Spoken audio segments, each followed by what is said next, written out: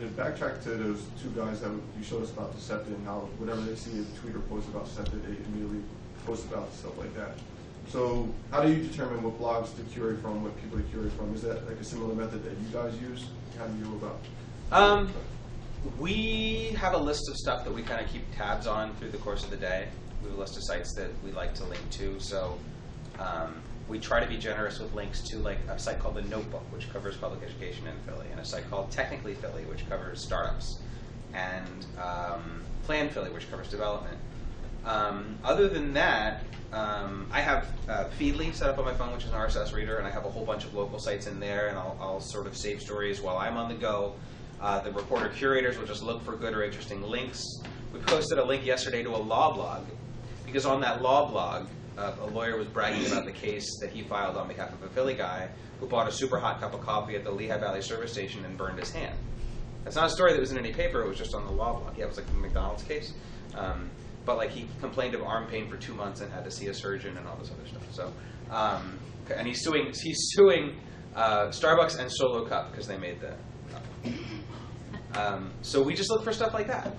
The other thing that we do actually, if you look at our site, I don't know that I've showed you guys this experiment. This is how our site looks on desktop. So we have this sidebar on the side, and we have sort of our little visual cue that these are local stories is the fact that there's an image grayed out in the back. But if I scroll to the size of your phone, all of a sudden the site looks pretty cool, because that's how we want people to find things.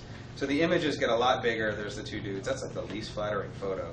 It's like, we'd like to take a picture of you, so open your legs. It's a terrible picture. Anyway, the site looks better, smaller. So, and as a consequence, we wind up looking at Instagram a lot. So everybody who takes a picture on Instagram is theoretically a Billy Penn photographer. Everybody who uploads a Philly video to YouTube is theoretically a Billy Penn videographer, right? Everybody who's on Twitter is, if they're posting something there, I can pull that right into the site. I promised you that I would show you how we do these things. If I want to add a new post from Twitter, Instagram, or YouTube, all I need to do is give it a headline and drop the URL in. I don't have to screw with that embed code. I just go to Instagram, find a picture, drop it in here, and hit publish, and the site ingests from the API, so I don't have to do any of that work with the embed code myself. Where it gets cool is on Twitter, because we're ingesting the Twitter API. If an athlete says something stupid, and we grab that tweet and drop it in here, even if he deletes the tweet, we still have it. I'll say he, because the ones making these mistakes are pretty often men. In theory, it could be a woman, but they're usually not that dumb. But we've got it in case it's gone. That's kind of handy because that happens kind of a lot. And YouTube works the same way.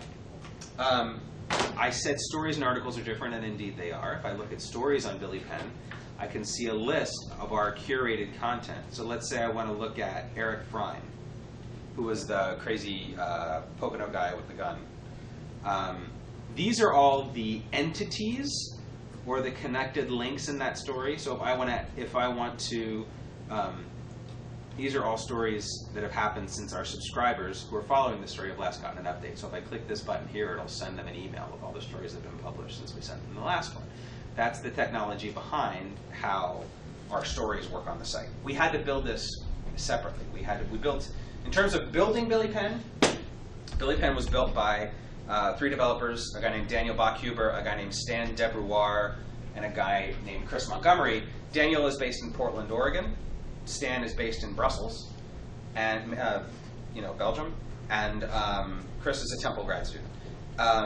We built Billy Penn in about a week in Old City. We flew them in, we put them up at a hotel, we fed them breakfast, lunch, and dinner. We worked there alongside as journalists, alongside the developers in the development process. Most of the site was built in about a day and a half. The rest of the extra fit and finish, making sure stuff looked good, email functionality took the rest of the week. That was the first week of October. We spent the second week of October testing and tweaking and trying to figure out if we could break the site, and we launched in the third week of October. So that was actually now we worked a lot on product requirements, and we had a style guide and we had some ideas, but for the most part, the site was built in about 2 weeks. But again, this is a light version of the website. There's no real ads on here. There's some ads, but they're easy to integrate. There's no extra stuff. There's no extra jujars because we're trying to be based on a phone. So we wanted to make sure that we look great here first.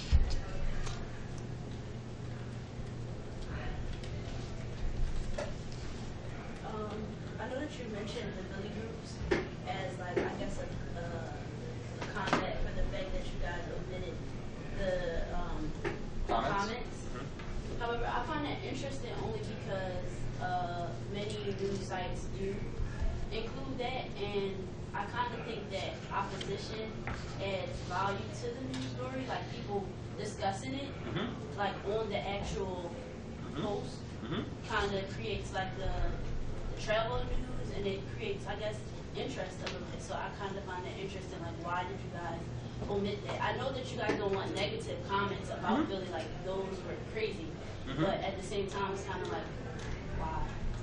A couple reasons. Well, we're a new site. We don't have a lot of audience right now. So is it better to have a bunch of 0 comments on every story so that it looks like we're small? Or do we not have comments at all? Because then we are above the fray. So it's a strategic decision, number one. Number two, the story does take off, right? Then we do have to deal with that. And believe me, in this city, there are a lot of people who would prefer to drag a discussion in the wrong direction. I worked at Philly.com. I've seen some of those comments. They're disgusting. You would almost have to have everyone in the office, so the story makes the Drudge Reporter a big place where they link to a lot of things. I would almost have to have everybody just for that day moderating comments and cutting down the bad ones. I would also say the comments are not ideal because, just as we've seen with stories, right, the news doesn't happen all at once. And so if one story about a development at Temple gets a lot of comments, and let's say it is a good story, like development at Temple, or Malala wins the medal at whatever, at the Liberty Center, the Constitution Center, right? That's a good story. Those are good comments. But what happens when something else happens in that stream? Like what about the next step in the development? What about the next step in education? All those comments are gone. They happened 2 months ago. So does everybody have to make the same arguments again? We're trying to figure out a way to discuss things that we can bring back when the news warrants it. So that if a development story happens, you don't lose those initial comments. They still can get linked to and included in the discussion, which is, I think, a better way to discuss things than just at the bottom of everything you publish on the site, there's comments. Like an Instagram picture on our site. Do you really need to comment on that? A tweet on our site. Do you really need to comment on that? And then where do you draw the line? So that's how we're trying to answer that question. And until we can do it well and have it make sense, then we're not going to do it at all. Because frankly, to do it now isn't going to help us at all. It's just going to be one more thing for us to try to manage on a really small staff. And it doesn't answer all those things I talked about. Yeah, we thought so. And I do believe we're not the only ones who are doing this. Reuters, which is a huge news agency, last week or 2 weeks ago decided to stop commenting on all of its stories. Didn't make sense for them. I don't know what their logic was. You can hear it from them. But frankly, too, just as in there's more places to advertise than there are advertisers, there's more places to comment on a story than just a news site. When was the last time you saw good comments on a news site versus on Facebook, where they tend to be better and people tend to use their names? And they also tend to behave better, because usually people seeing those contents are their friends. So, and our stories get discussed on social media, and our stories get discussed on Facebook. Our stories also get discussed on Philly Reddit, which is you guys know what Reddit is? Yes, no, that's not. I'm going to have to explain it. Okay, the Philly Reddit is pretty active. There were 52 comments the other day on one of Philly Penn stories on Reddit. It's cool by me. They're first a community and second a news source.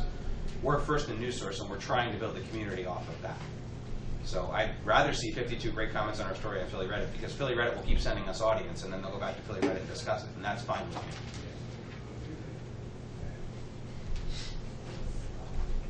You guys are easy. Quiet. What do you guys want to do for a living? I like you. Shruggy guy. This is your emoticon.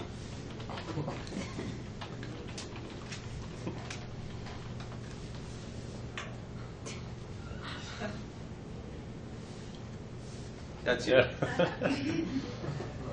What do you want to do? What do you guys want to do for a living? Seriously, do you want to work at PR agencies, law firms, politicians, athletes? What do you want to do? This is where you speak. This is where you raise hands. Wake up. Right now I'm trying to get a minor in Spanish. Okay. I'm also a tennis player. I've been playing for about 11 years now. And I want to try to get a job with USTA, working with the Spanish Federation for tennis and trying to get tennis a little bit more exposure. Wow. That's really specific. That's very cool. What else? After I graduate, I plan on going to law school and studying contract law. Oh. Wow. That's way more of a head for detail than I will ever have. What else do you guys want to do? Seriously, I'm curious. I want to be a producer in TV production. Okay. For like a news department or anywhere? Doesn't matter? Just entertainment. Entertainment. Oh, I'm so sorry. No, I just, me personally, not you. Go ahead. I want to be an event planner, Okay. like more specifically like social and special events, but Okay. I would do like. Cool. I want to be involved in professional sports, whether it be through broadcast journalism, being a sports writer, beat reporter, anything like that. Cool. Anything involved in professional sports. Good. What else? Nobody else wants to work. Everybody wants to live with mom and dad forever. Shruggy guy. Anybody? What do you want to do, Shruggy guy? Well, I just know I want to do some journalism, but that's as far as I got. Okay. What about journalism makes that something you want to do? Clearly, it's a glamorous field that's incredibly well paying. The hours are fantastic. Well, I like writing. Okay. I know that much. That's how I got started. Anybody else? Come on. Well, if my whole sports journalism thing isn't able to work out, I'd like to work with SEPTA. Really? Yeah, that's my fallback. Your fallback is SEPTA. That's okay. I have huge fascination. So. Cool. Are you guys all want to stay in Philly, or you want to go somewhere else?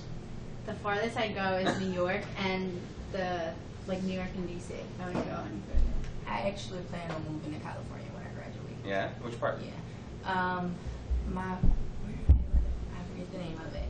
My family has a house over there, and I was going to move. Northern or Southern California?